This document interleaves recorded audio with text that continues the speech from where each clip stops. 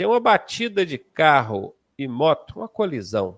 É certo dizer que a culpa é do carro por não respeitar o menor, conforme o Código, lá no artigo 29, parágrafo 2º diz, e o 29, parágrafo 2º do Código diz o seguinte: os veículos de maior porte são responsáveis pela segurança dos menores, os veículos motorizados pelos não motorizados, e todos os veículos, os de maior porte, os de menor porte, os motorizados e os não motorizados, responsáveis pela segurança dos pedestres. Então existe uma hierarquia, né?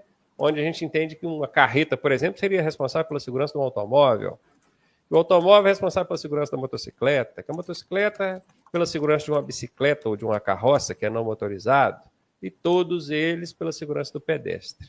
O que você comenta a respeito disso, Cleidson? Cara, esse é um princípio, né, de segurança existente no CTB que todos os condutores deveriam seguir, levando em consideração essa ordem que você trouxe, né, do maior cuidado do menor e todos pela incolumidade ou proteção do pedestre. Mas isso não é uma regra absoluta.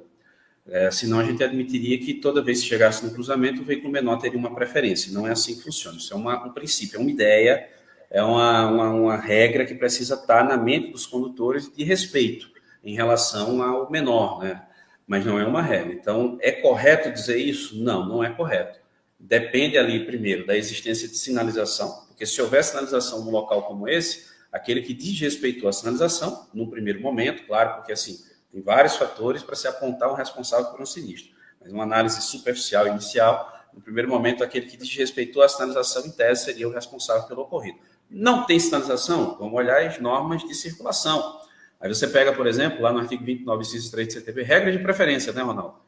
Quem está na rodovia vem circulando por ela, quem está na rotatória é aquele que está circulando por ela, nos demais casos, como um cruzamento, preferência do veículo da direita. Quem desrespeitou essa regra, além de infração, em tese, é o responsável pelo ocorrido. Então, tem que analisar o caso concreto e aplicar essas regras, não esse princípio de segurança de modo amplo, de modo abstrato, de modo geral. Perfeito. Então, não é verdade, tá? Não é porque o parágrafo 2º do artigo 29 diz que o maior é responsável pelo menor que sempre o carro vai ser responsabilizado em faixa ou colisão com a motocicleta.